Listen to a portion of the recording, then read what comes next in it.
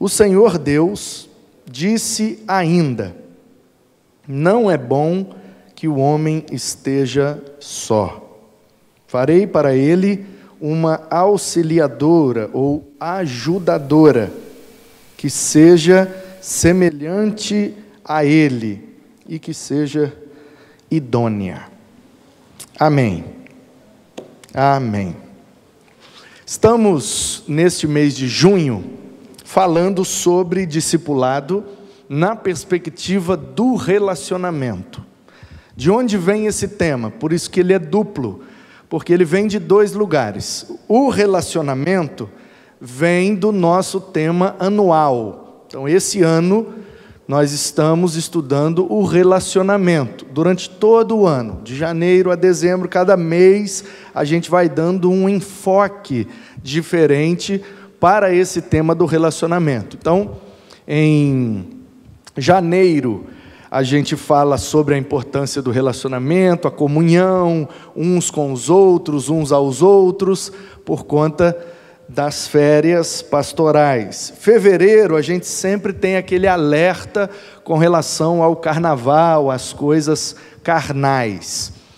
Então, em março, pegamos o tema de missões mundiais para dar o foco do mês de março, por causa da ênfase da campanha de missões mundiais. Em abril, nós aqui celebramos em abril o mês da Bíblia, da escola bíblica, esse é o foco. Então, a gente sempre em abril fala na perspectiva das Escrituras. Maio é mês da família. Então, se o ano é do relacionamento, o mês de maio é família, então a gente vai ver o relacionamento no meio e no seio da família.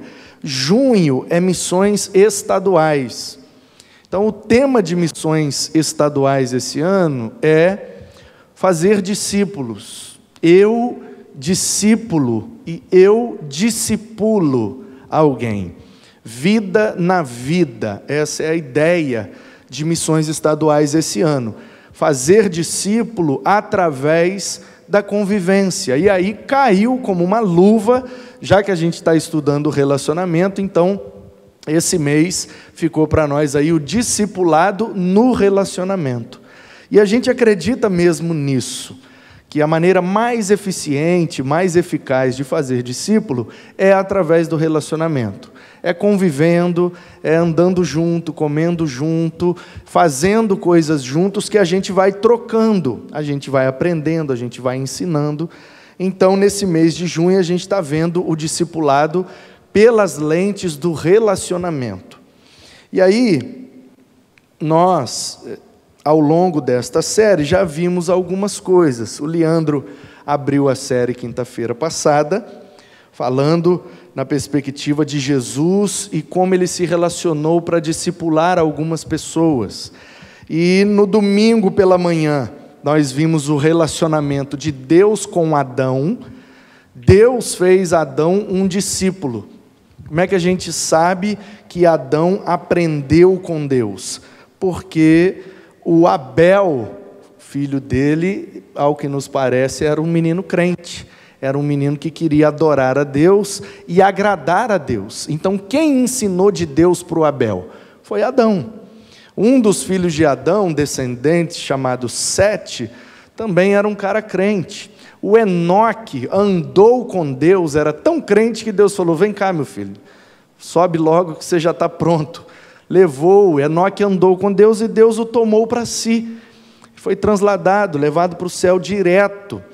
Então, como que o Abel, como que o Sete, como que o Enoque, como que o Noé sabiam de Deus? Porque Adão foi passando e eles foram passando uns para os outros, até chegar nos patriarcas, até chegar no povo de Israel, até chegar nos discípulos de Cristo, que foi passando, até chegar em nós. Então, domingo nós vimos mais ou menos essa história em resumo, como que Deus, a partir de Adão, fez discípulos em todas as gerações até chegar na gente.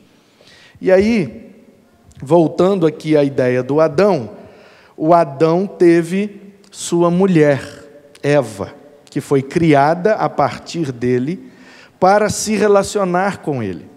E o texto diz, primeira coisa que me chama a atenção: o Senhor Deus disse ainda. Deus estava dizendo algumas coisas. E depois de dizer muitas coisas, Ele ainda disse que não era bom que o homem estivesse sozinho. Então, primeira coisa que a gente precisa se atentar é que Deus ainda está dizendo. Ele já tinha falado muita coisa. E o texto diz, Ele disse ainda. Ou seja, Ele tinha mais coisas para falar. E quem registrou essa história foi o Moisés. Mas o Moisés não viveu essa história. Porque o Moisés vai nascer aqui, muito tempo depois. Talvez, muito provável, alguns milhares de anos depois. Então, como é que Moisés soube dessa história para registrar isso nas Escrituras? Porque essa história foi sendo passada, foi sendo falada de geração em geração até chegar no Moisés. Então o Moisés ouviu essa história da mãe dele, Dona Joquebede, que ouviu de alguém, que ouviu de alguém, que ouviu de alguém, até chegar naquele que ouviu do próprio Adão. A isso nós damos o nome de tradição oral, quando as histórias, as narrativas, vai sendo passado de forma oral, pela fala. Então, primeiro que resolve escrever isso é o Moisés, e dele em diante, por conta do momento em que a humanidade vivia, a contribuição dos egípcios, a escrita já era mais fácil, então, de Moisés para frente, a gente tem as escrituras, mas as histórias bíblicas, elas remontam desde a criação, desde o início de todas as coisas. O que a gente precisa, então, se atentar é que do mesmo jeito que Deus disse para o Adão, Deus também disse para o Manu, Deus também disse para a Regilene, Deus também disse para o Olavo. Deus está dizendo, irmãos, Deus está falando. Do mesmo jeito que Ele falava com Adão, Ele continua falando hoje. Temos, claro, a diferença desse ponto da história, porque Adão aqui ainda não tinha pecado, ele ainda estava face a face com Deus. Não tinha nada que o separava do Criador. Do capítulo 3 em diante, o pecado separa a humanidade de Deus, como disse Paulo, todos pecaram e estão separados de Deus. Então nós, embora separados por causa do pecado, em Cristo nós temos o retorno, nós somos religados com Deus. E é daí que vem a palavra religião, quando em Cristo nós somos religados com o Pai. O pecado nos afastou, mas o sacrifício de Cristo, pela graça de Deus, mediante a fé que exercemos em Cristo, isso nos traz de volta para Deus, de volta para esse ambiente em que Adão estava, onde ele podia conversar com Deus. Então hoje a gente tem a oportunidade de ouvir Deus falar através da sua palavra, através de pessoas, através de eventos. Deus continua falando, às vezes diretamente a nós, falando com voz audível, às vezes num sonho, numa visão, às vezes numa situação. O fato é que Deus continua falando. Se você estiver disposto a ouvir Deus, Ele vai se revelar para você. Diz o profeta que Deus dizia: me busquem e vocês me acharão. Me busquem de verdade e eu vou sempre estar disposto a me revelar para vocês. Buscar-me-eis e me achareis, né? Quando me buscardes de todo o vosso coração. Essa é a maneira que o Almeida traduziu, mas o que Deus está falando é: todo aquele que quiser me ouvir, eu vou falar. Todo aquele que quiser me ver, eu vou me revelar. Claro que não fisicamente, mas Deus se revela em várias situações do nosso cotidiano. Deus se revela nas coisas simples, assim como Jesus se revelou como Salvador para aquela mulher, meio-dia pegando água num poço, uma coisa do dia a dia. Não sei quantas vezes por semana aquela mulher ia ao poço pegar água. Não sei quanto tempo durava a quantidade de água que ela pegava, mas o fato é que ela estava ali e ela pensou que estaria sozinha. João capítulo 4, a mulher samaritana, meio-dia, a Bíblia diz, por volta da hora sexta, por volta de 6 horas. Para o judeu, o dia começa às 6 da manhã, então se é 6 horas, 6 mais 6 é 12, é meio-dia. Então, o texto faz questão de dizer que era meio-dia. Por quê? Porque o contexto diz que a mulher tinha tido vários maridos. E aquele com quem ela estava se relacionando naquele momento, nem era marido oficial dela. Então, essa mulher era alvo de preconceito da sociedade. Essa mulher queria fugir de aglomeração, porque provavelmente todo mundo apontava para ela. Todo mundo menosprezava por conta da situação que ela vivia. Por que ela vai meio-dia? Porque ninguém vai meio-dia pegar água num poço em plena Samaria, um lugar desértico, extremamente calor. Ninguém vai meio-dia. Você vai no início do dia, você vai no fim do dia. Mas meio-dia com sol na moleira, ninguém vai, o poço ficava vazio. Então aquela mulher saiu de casa achando que ela estava sozinha, renegada, ninguém me ouve, ninguém me quer, jamais terei oportunidade de nada na vida.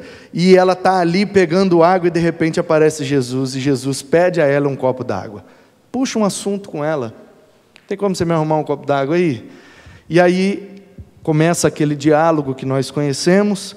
Jesus quebra vários paradigmas, porque ele era judeu, judeu não falava com samaritano. Ele era homem, homem não falava com mulher em público. Ele era um rabino, rabino não conversava de teologia em público, principalmente com uma mulher jamais. E a pergunta que ela faz para Jesus é uma pergunta teológica. Qual é o lugar certo de adorar? Aqui em Betel, como Jacó fazia, ou lá em Jerusalém, como vocês fazem? Porque essa era a crise, desde que o reino se dividiu com Roboão e Jeroboão. Contei essa história domingo agora passado. Então, desde que o reino se dividiu, a crise era essa: qual é o lugar certo de adorar? O povo do norte diz que é Betel, porque Jacó adorava lá. O povo do sul diz que é Jerusalém, porque Davi disse que era lá. E aí Jesus responde para a mulher: olha, o que importa não é o lugar, o que importa é a maneira com que você adora. Não é o lugar certo, é a maneira correta. E a maneira correta é em espírito e em verdade. Portanto, nós temos acesso ao Pai, porque chegou já a hora em que Ele busca verdadeiros adoradores, aqueles que o adoram em espírito e em verdade. Nessa dinâmica, Jesus se revela para aquela mulher, e ela se torna imediatamente uma missionária, porque ela volta para a vila onde ela morava, fala de Jesus, e vários rendem suas vidas a Cristo. Ela era renegada pela sociedade, ela achava que ia estar sozinha, ninguém quer falar comigo, por isso que eu vou meio-dia. Mas no coração dela tinha uma sede, e a água daquele poço não poderia matar a sede daquela mulher. E Jesus se revela então para ela como a fonte de água viva. Por que Jesus fala água viva? Água viva é água corrente, é a água de um rio. A água de poço não é viva, porque o poço é água parada. E a água corrente é muito mais saudável, muito mais fresca do que a água de poço. Mas quem não mora perto do rio tem que se virar com o poço mesmo. Então Jesus está dizendo para ela: eu tenho uma água muito melhor para você. Eu tenho uma água mais fresca, eu tenho uma água mais saudável. E ela acha que Jesus está falando de H2O. Só que na verdade Jesus está falando da água do Espírito. Em espírito e em verdade. A presença do Senhor que mata a sede das nossas almas. Aleluia. Se você quiser, Ele fará. Se você quiser ouvir, Ele vai falar. Se você quiser ver, Ele vai se revelar. Se você quiser beber, Ele te dará a água da vida. E se você quiser comer, Ele te dará o pão da vida, que sacia a nossa fome eternamente. A palavra de Deus é maravilhosa. E Ele dizia, lá no tempo de Adão, e Ele continua dizendo no nosso tempo e vai continuar por toda a eternidade, porque a palavra do Senhor é eterna. E o que é que Deus dizia? Não é bom que o homem esteja só. Preguei esse texto aqui recentemente, não mais do que um ano, e o foco disso aqui, eu estou repetindo conscientemente, porque depois do relacionamento de Deus com Adão, a gente precisa aprender no relacionamento de Adão com Eva, e de Deus com esse casal. E aqui tem alguns princípios muito importantes, que eu estou repetindo para frisar com outro enfoque agora, que é o do discipulado, mas os princípios são os mesmos, e a gente precisa repetir, até ficar cravado na alma da gente. Porque a gente esquece, a gente às vezes não se atenta como deveria, e as coisas vão passando, e Deus está falando, e a gente não vai percebendo, e isso é muito perigoso. Isso me faz lembrar de uma história, com essa coisa de ter que repetir para frisar. Primeiro tem que repetir porque sempre tem gente nova. Gente nova aqui presente, gente nova lá assistindo pela internet. Então, nunca é demais a gente reforçar os bons princípios. E a história, que eu também já contei aqui, mas vou repetir para quem não se lembra ou nunca ouviu. 2 pastores lá do Rio de Janeiro se encontraram no shopping, história verídica. E um pastor, eles eram de regiões próximas, quase que bairros, bairros vizinhos. E aí um encontrou o outro, e aí, como é que tá? Tudo bem, beleza? Tá, pastorzando aqui, dali e tal. E aí, como é que tá a igreja lá no bairro X? Aí o cara, a igreja no bairro X está uma benção e tal. E aí devolveu a pergunta, e a igreja lá no bairro Y? No bairro Y está lá daquele jeito, estamos caminhando e tal. Papo vai, papo vem. Um dos pastores virou e falou assim: rapaz, estou com uma novidade lá na igreja, cara, um negócio que está sendo uma bênção. Não sei se você tem lá, se você não tiver, eu posso te ajudar a implantar. Nós estamos trabalhando lá com o Ministério de Surdos. Cara, está uma bênção lá na igreja, e uma moça deu aula lá de Libras, e começamos, porque tinha um irmão lá que era surdo, filho de uma irmã, e ele chamou os outros amigos e tal, e tem um monte, agora um lado assim da igreja, rapaz, vários bancos só de surdos e tal, e louvor e palavra, tudo em linguagem de sinais, uma bênção. E aí, o que você acha disso? Aí o outro pastor falou: eu já tenho esse ministério lá na igreja, já tenho esse ministério há um tempão. Ele é mesmo um tempão? É um tempão. Como é que você não me falou nada e tal? Ele, porque não tive oportunidade e tal. E quantos surdos você tem lá? Aí ele falou: uma base assim de uns 800. O pastor ainda não tinha entendido, e falou: mas como assim, rapaz, 800 surdos? Ele falou: por aí, mais ou menos. Tem domingo que é mais, tem domingo que é menos. Mas quantos membros você tem lá, mais ou menos? Quantas pessoas frequentam a sua igreja? Uns 800. Ele, então todo mundo é surdo lá? Ele falou: acho que sim, porque eu falo as mesmas coisas todo domingo, e eles continuam fazendo errado. Então, queridos, por isso que de vez em quando é bom a gente reforçar algumas coisas, para que a gente venha colocar em prática, porque é isso que vai de fato transformar a nossa vida. Então, além de Deus estar dizendo, e a gente precisa estar ouvindo, Deus disse: não é bom que o homem esteja só. Portanto, é impossível falar de discipulado sem falar de relacionamento.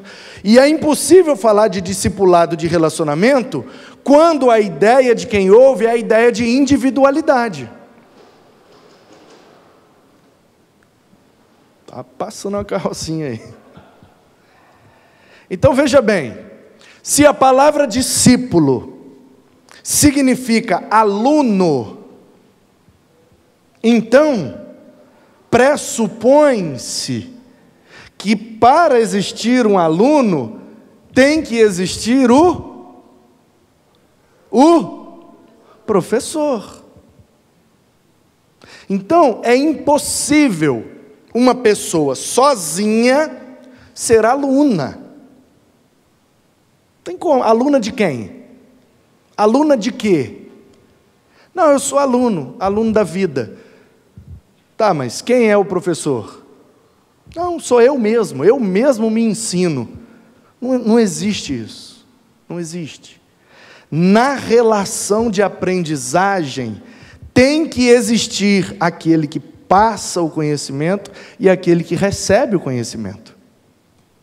Tudo bem que aquele que passa o conhecimento pode não ser, e na grande maioria, para mim, todas as vezes, não é detentor do conhecimento, porque a fonte do conhecimento é Deus, e Ele vai se revelando, e a gente vai percebendo o mundo à nossa volta, e vai passando o conhecimento. Então, o conhecimento passa por aquele que ensina. Ele não pertence àquele que ensina. Engana-se quem pensa que é detentor de algum conhecimento. Não, a gente nasceu sem nada. A gente nasceu sem saber fazer nada. A gente não sabia nem comer, não sabia andar, não sabia falar. O que a gente sabia? Sabia nada. Portanto, tudo que sabemos, sabemos porque alguém foi um canal... Obrigado, Armin. Nada, tranquilo. Por onde o conhecimento passou para chegar em nós, e a ideia é que o conhecimento então precisa continuar passando por nós para alcançar outros. Por isso, não é bom que o homem esteja só. Eu estava há algumas horas atrás no gabinete, preparando uma palestra, uma palavra, né? É para ser palestra, mas comigo sempre acaba virando pregação mesmo.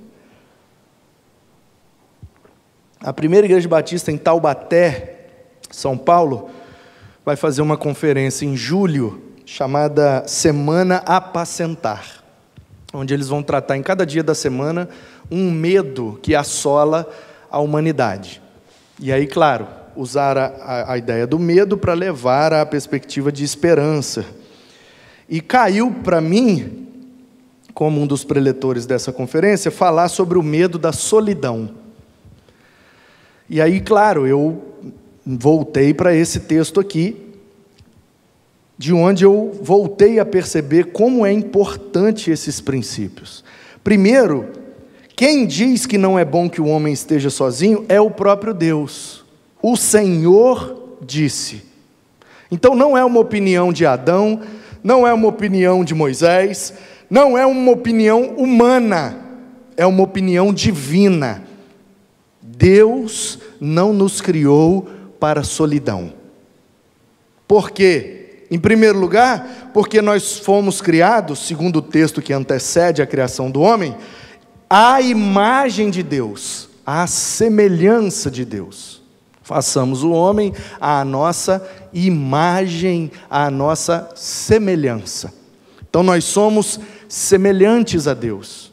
Em quais aspectos? Em atributos que Ele comunicou conosco: espiritualidade, moralidade, inteligência, sabedoria, dentre outros atributos, somos semelhantes a Deus. É claro que Ele tem atributos que Ele não comunicou com a humanidade: onipotência, onipresença, onisciência, infinitude, né, e outros atributos que só pertencem a Ele. Agora, um dos atributos que Deus, ao nos criar, nos fez semelhantes a Ele, é o atributo da comunidade, da pluralidade. Deus é uma comunidade, gente. O nosso Deus é plural. Por isso, o primeiro versículo da Bíblia diz: Bereshit bara Elohim. No princípio criou deuses.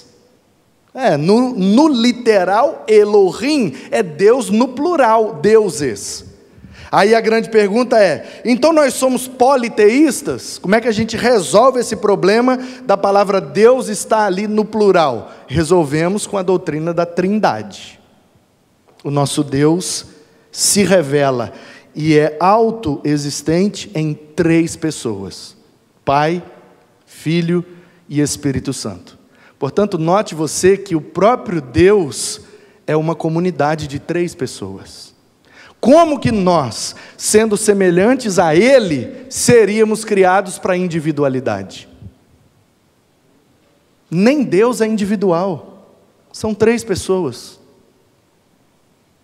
Portanto, se Ele nos criou à sua imagem, à sua semelhança, Ele também nos criou para viver em comunidade. É por isso que a gente tem tanto medo da solidão. É por isso que a solidão tanto nos apavora. É por isso que a solidão tanto nos amedronta. Porque viver em solidão, em sentido espiritual, é pecar contra Deus. Porque Deus nos criou para vivermos em comunidade.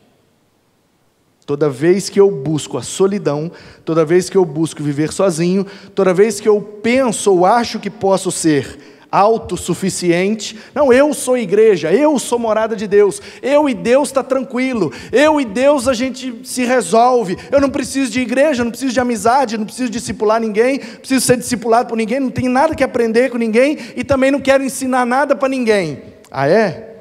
Então você é sozinho, completamente sozinho. Beleza. Então saiba, primeiro, que essa afirmação é impossível. Porque ele vai comer do que não plantou, ele vai beber do que não produziu, ele vai respirar do ar que não foi ele que criou. Como é que consegue ser sozinho? Então pare de respirar, porque o ar é comunitário. Então pare de beber água. Porque a fonte que deu a água não é você, você não brota a água, você depende da terra. Então, só de depender da terra, você já não consegue sozinho mais. O campo que produz, de onde veio a semente que produziu? Então, você bebe uma água que você não gerou, você come uma fruta que você não plantou, você respira um ar que não é você que produziu.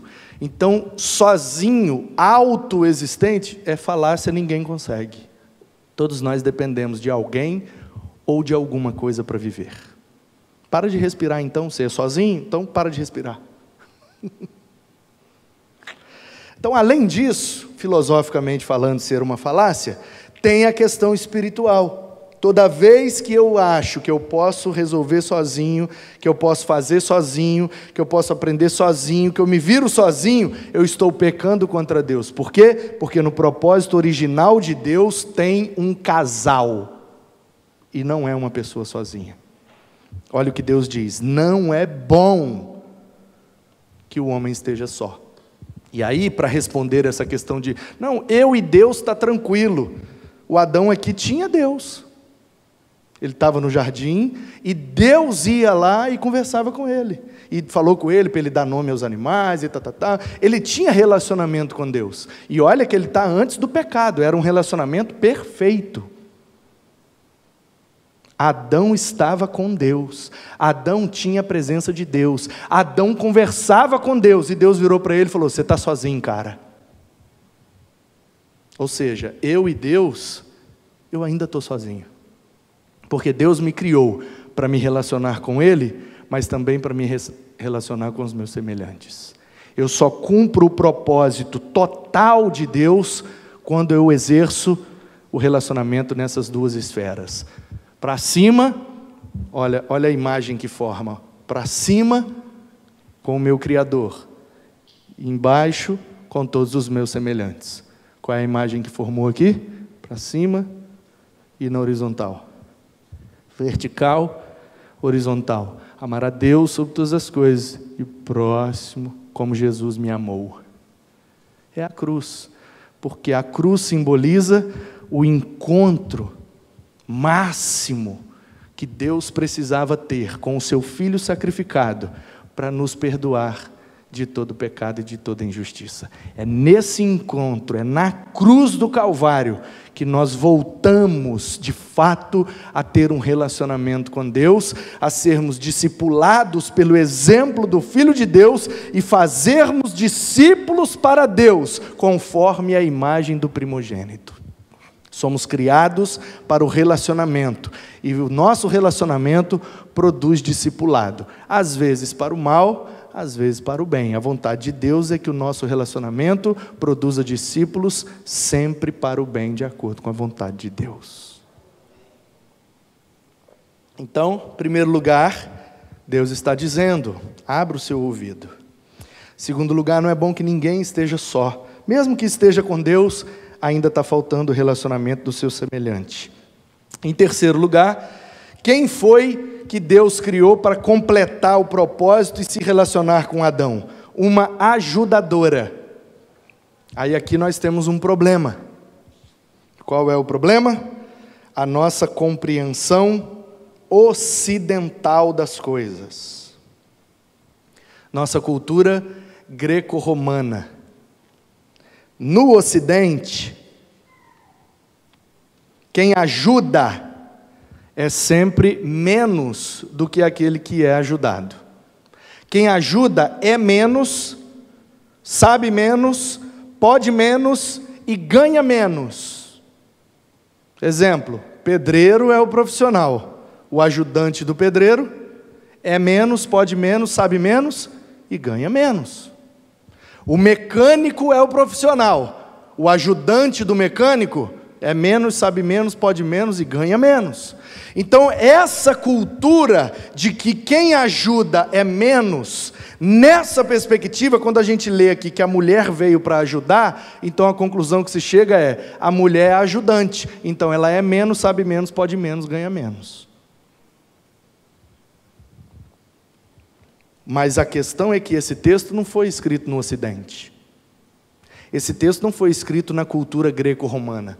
Essa história não foi vivida de acordo com o jeito que a gente olha a vida hoje em dia. Esse texto é um texto oriental, escrito numa língua oriental, hebraica. Por isso que é da direita para a esquerda. Todas as orientais são da direita para a esquerda. Por que é hebraica daqui para lá? Porque é oriental. As línguas da esquerda para a direita são ocidentais. Então, se é oriental, a pergunta que a gente tem que fazer é: como é que um ajudante é visto na cultura do Oriente? É aí que entra o grande lance. Porque na perspectiva oriental, o que ajuda não é menos do que aquele que é ajudado. Naquele assunto em que ajuda, na maioria das vezes é até mais do que aquele que é ajudado. Exemplo, há uns anos atrás tinha no programa do Luciano Huck um quadro chamado Soletrando. Lembra, né? Os meninos tinham que falar as letras das palavras, né? Soletrar. E às vezes os meninos não sabiam qual era a palavra. Então eles tinham algumas ajudas para pedir. Uma das ajudas era a ajuda dos universitários. Lembra disso? Virou até adágio, né? Virou até um jeito da gente falar. Ah, preciso da ajuda dos universitários. Chama a ajuda dos universitários. Aí eu te pergunto, o menino estava lá soletrando. Ele teve dificuldade para soletrar aquela palavra. Ele pediu a ajuda do universitário. O universitário está ali para ajudar porque sabe menos que ele? Claro que não. Então, na perspectiva oriental, quem se dispõe a ajudar em uma determinada área é porque naquela área tem condição de ajudar. Porque sabe mais, porque tem alguma capacitação que aquele que está querendo fazer não tem. Então o ajudante chega para trazer a capacitação que falta, para aí sim ocorrer a ajuda. Tanto que a palavra usada aqui para auxiliadora é a palavra ezer, que a pronúncia seria gutural, né? Eshe. Ezer, isso aparece várias vezes na Bíblia. Ebenezer. Eben é pedra, né, em hebraico. Então, Ebenezer é a pedra de ajuda, ou a pedra que ajuda. Por que é que Samuel deu esse nome naquela pedra? Porque ali, entre Mispá e Sem, o Senhor o ajudou a ter a vitória contra os filisteus. Então ele botou a pedra e fez o memorial. De hoje em diante a pedra chama pedra de ajuda, porque até aqui o Senhor nos ajudou. O nome do funcionário de Abraão, Eliezer. Eli é meu Deus, Ezer é ajuda. O que é que significa o nome desse cara? Deus é minha ajuda, ou meu Deus me ajuda. Então toda vez que a Bíblia vai dizer, principalmente no Antigo Testamento, que Deus é nossa ajuda, nosso auxílio, a Bíblia usa essa palavra, Deus é o nosso Ezer. E a mulher está sendo colocada aqui como Ezer de Adão. Qual é então a interpretação correta disso aqui? A mulher está sendo trazida para a vida do Adão para ajudá-lo naquelas questões em que vão faltar capacitação para ele. Porque nós, casados, sabemos muito bem que tem algumas coisas que veio faltando para nós. E o que veio faltando para nós veio sobrando nelas. É por isso que se tornaram uma só carne, porque o que falta em um sobra no outro, e eles se unem para se tornar uma família, onde um tem a capacitação que falta no outro. Esse é o propósito de Deus, quem entendeu diz amém. O propósito de Deus é colocar gente na nossa vida, que vai trazer a capacitação que nos falta. Aquilo que falta em mim, pode estar sobrando em você. Por isso que nós precisamos nos relacionar e nos ensinar uns aos outros, porque Deus colocou em mim alguma coisa que não colocou em você, mas colocou em você outra coisa que não colocou em mim. Então a gente vai se ajudando, se completando, e o corpo de Cristo, a comunidade de Deus, vai sendo edificada, porque Ele colocou dons e talentos e capacitações em cada um de nós. Se cada um contribuir com o que tem, não vai faltar nada para ninguém. É simples assim. Portanto, o relacionamento de Deus com o primeiro casal nos ensina isso. Não é bom que o homem esteja sozinho. Por quê? Porque de vez em quando ele vai precisar de ajuda. Sabendo disso, Deus lhe deu uma ajudadora. E nós precisamos ter essa consciência. Não é bom que eu esteja só. Por quê? Porque de vez em quando eu vou precisar de ajuda. Não é bom que eu esteja só. Por quê? Porque de vez em quando eu vou precisar ajudar alguém. Às vezes eu sou o alvo da ajuda, mas às vezes eu sou o canal por onde a ajuda chega. É por isso que a gente precisa se relacionar na perspectiva do discipulado, ou nos discipular na perspectiva do relacionamento, porque é nos relacionando que a gente vai se ajudando, e quanto mais a gente se ajuda, mais a gente cresce. Quanto mais a gente cresce, mais a gente se aproxima do propósito de Deus.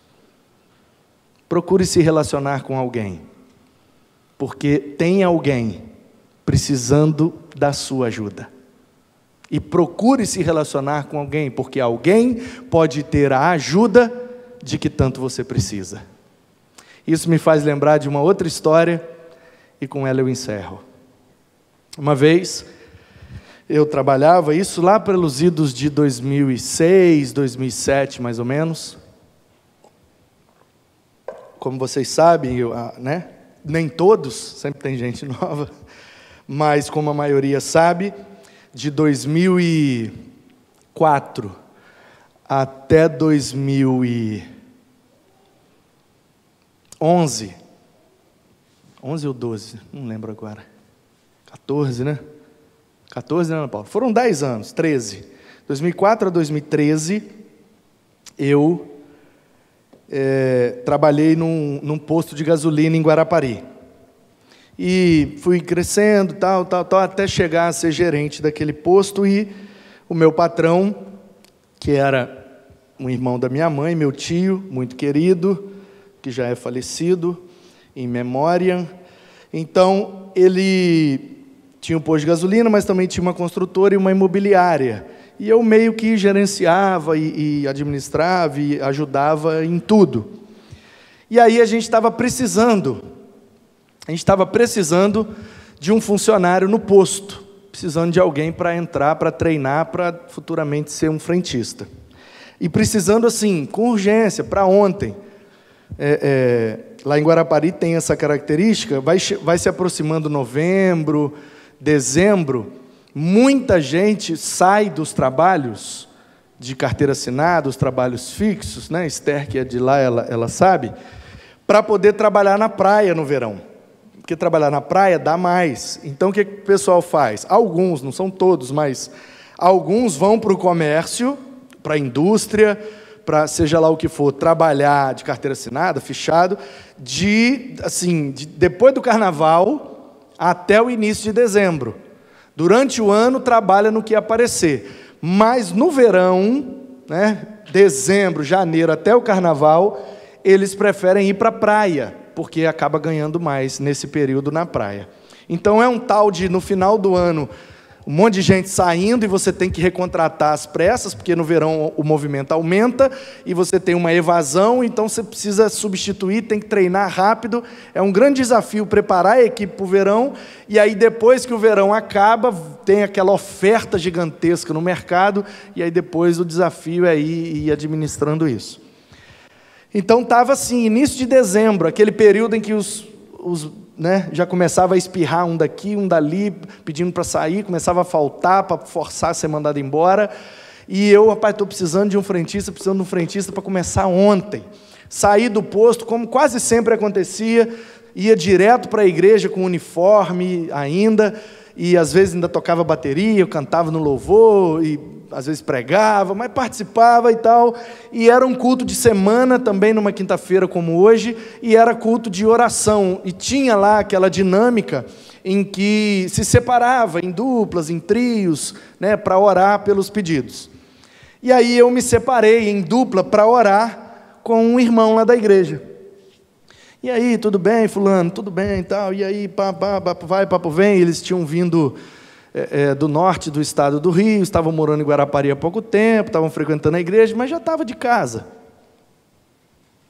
E aí, fala para nós. Vamos orar pelo quê? Não, tá tudo beleza e tal, só quero agradecer a Deus que eu estou com saúde, que não sei o quê, que lá, tal. Beleza, vamos orar então. Eu quero que ore, né, pelo trabalho lá, o negócio lá está complicado, vai começar o verão, é sempre muito tenso e tal, papapá, bbb. Agradecer, saúde, família, amém. Orei por ele orou por mim, terminou a oração, veio mais um louvor, veio a palavra, valeu, tchau, Deus abençoe todo mundo, eu fui embora.